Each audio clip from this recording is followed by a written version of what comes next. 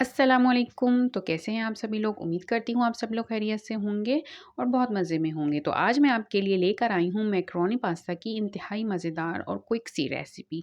जैसा कि आप सब लोग जानते हैं कि मैकरोनी जो होती है वो घर के हर फ़र्द की फ़ेवरेट होती है और ये झटपट से बन जाती है। तो इस वजह से जो है हमारी ख़वातीन को के लिए भी ये इंतहाई आसान और फ़ेवरेट सी रेसिपी है। तो चलिए जी हम ये बनाना स्टार्ट करते हैं। सबसे पहले मैंने एक कढ़ाई ले ली है। कढ़ाई के अंदर मैं कुकिंग ऑयल ऐड करूँगी। कुकिंग ऑयल ऐड करने के बाद मैं इसमें प्याज का वाइट वाला जो पार्ट होता है, हरी प्याज का जो वाइट वाला पार्ट होता है ना, वो इसमें कट करके ना ऐड कर दूँगी।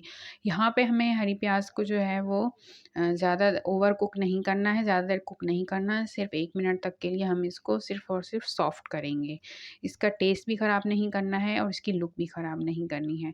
तो बस तकरीबन जैसे ही 1 मिनट तक जो है हम ये कुक हो जाएगी ना, तो अब हम इसके अंदर फिर क्या करेंगे, 1 टेबल स्पून अदरक लहसुन का पेस्ट शामिल करेंगे।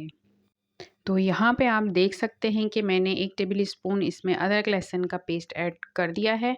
तो अब मैं अदरक लहसुन के पेस्ट को भी थोड़ी देर के लिए कुक कर लूँगी और इसके बाद मैं इसमें चिकन ऐड करने वाली हूँ। तो यहाँ पे आप देख सकते हैं कि यहाँ पे मैंने इसमें जो है चिकन ऐड कर दी है। चिकन ऐड करने के बाद मुझे चिकन को अदरक लहसुन के साथ अच्छे से भून लेना है। इससे चिकन की जो है वो स्मेल ख़त्म हो जाएगी और चिकन अच्छे से जो है वो भुन जाएगी, अच्छे से कुक हो जाएगी। तो जैसे ही चिकन का अच्छा सा कलर आ जाएगा तो इसमें हमने वेजिटेबल्स ऐड करनी है। तो आपने मेरी रेसिपी अगर आपको अच्छी लगी हो तो आपने मेरी रेसिपी को लाइक भी ज़रूर करना है और चैनल को सब्सक्राइब भी ज़रूर करना है। तो यहाँ पे मैंने इसमें गोभी ऐड की है, शिमला मिर्च ऐड की है और गाजर ऐड की है। ये तीनों सब्जियाँ ऐड करने के बाद हमने जो है वो अच्छे से बस इसको कुक कर लेना है। हमने इसको ओवर कुक नहीं करना है, वेजिटेबल की लुक ख़राब नहीं करनी है हमने और इसका टेस्ट भी जो है वो ख़राब नहीं करना है। तो हमने बस इसको तकरीबन 1 से 2 मिनट तक के लिए कुक करना है जिससे हमारी जो वेजिटेबल्स हैं ना वो सिर्फ़ सॉफ्ट हो जाएँ। ये यहाँ पे मैं इसमें स्पाइसेस ऐड कर रही हूँ। 1 टेबल स्पून मैंने इसमें नमक का ऐड किया है। नमक ऐड करने के बाद मैं इसमें 1 टेबल स्पून काली मिर्च यानी कि ब्लैक पेपर ऐड कर रही हूँ।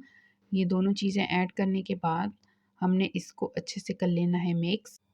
यहाँ पे अब मैं इसमें कुछ सॉसेस ऐड करूँगी। ये मैंने इसमें रेड चिली सॉस ऐड कर दिया है, तकरीबन 2 टेबल स्पून था ये। ये मैंने इसमें ऐड कर दिया है और इसके बाद अब मैं इसमें ये सोया सॉस ऐड किया है, वो भी 2 टेबल स्पून था, वो भी मैंने इसमें ऐड कर दिया है।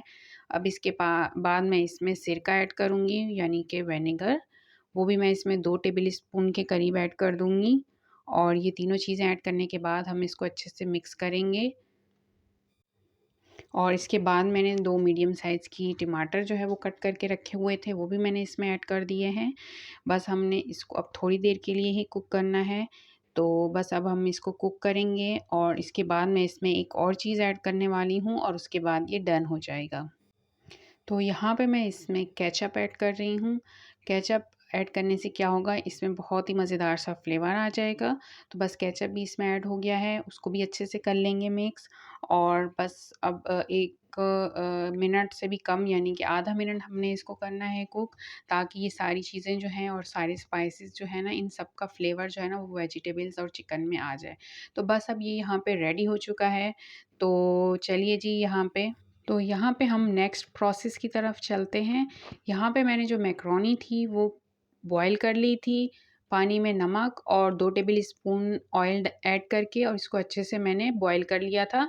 तो यहाँ पे मैंने जो मैकरोनी है वो इसमें ऐड कर दी है। अब हमें इसकी मिक्सिंग करनी है, अच्छे से हमें करना है इसको मिक्स और फ्लेम हमने हमेशा से लो ही रखी है और ताकि मैकरोनी के अंदर इन सारी चीज़ों का अच्छे से टेस्ट आ जाए। यहाँ पे मैंने इसमें थोड़ा-सा धनिया और पुदीना ऐड कर दिया है, इससे बहुत अच्छा सा फ्लेवर आ जाएगा। तो अब हम इसको डिश आउट करते हैं। तो चलिए जी, हमारी बहुत ही मज़ेदार और क्विक सी ये मैकरोनी पास्ता बन के रेडी हो चुकी है। तो आप इसकी लुक चेक करें, कितनी यम्मी और टेस्टी इसकी लुक आई है और ये खाने में भी उतनी मज़ेदार होगी इंशाल्लाह। तो आपने ज़रूर ट्राई करनी है। रेसिपी अच्छी लगी हो तो मेरी वीडियो को लाइक कर देना, मेरे चैनल को सब्सक्राइब भी ज़रूर कर देना। अल्लाह हाफ़िज़।